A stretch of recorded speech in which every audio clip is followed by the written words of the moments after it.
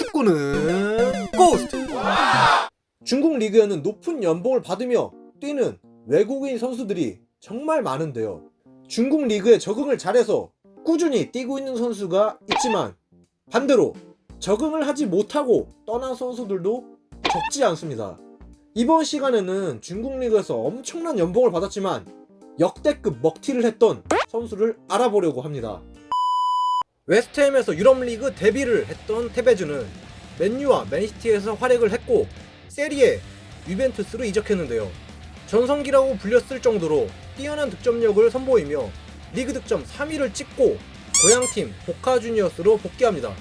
34경기에서 14골을 넣으며 보카에서 뛰던 테베즈는 중국 리그 상하이 선화에서 온 오퍼에 바로 떠나게 됩니다. 2년 계약에 총액 4천만 유로 약 495억 원이라는 어마무시한 금액의 연봉을 받게 된 테베즈는 앞서 이적료 890억 원에 중국에 진출했던 오스카에 버금가는 연봉이었기 때문에 축구 팬들의 이목이 집중됐습니다. 잉글랜드와 이탈리아에서 뛸 당시 향수병으로 문제됐던 게 한두 번이 아니어서 상하이는 1년 만에 보카 주니어스로 돌아갈 경우 이적료 60%를 상하이에게 돌려줄 것, 계약 기간을 다 채워야 4천만 유로를 받을 수 있음 이라는 조건을 특별조항에 명시했습니다. 그렇지만 테베즈가 상하이 선화에서 뛰는 동안 총 16경기를 뛰며 4골을 넣어 핵심 선수임에도 불구하고 기대에 한참 못 미치는 부진한 경기력을 보여줬습니다. 이로 인해 순위가 쭉쭉 떨어진 상하이에 거스포액 감독이 사임을 했는데요.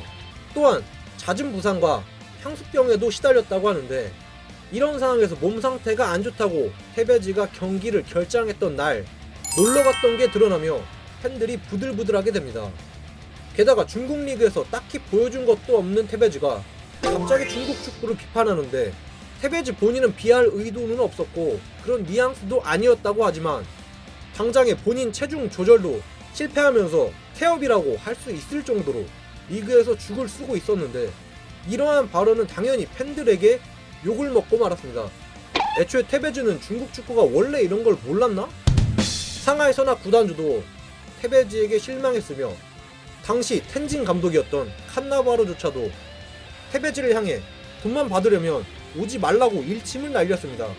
상하이가 FA컵 결승에 진출했음에도 테베즈가 명단에서 제외되자 본인 맘대로 고국으로 돌아갔고 상하이는 계약 해지를 할 수밖에 없었습니다.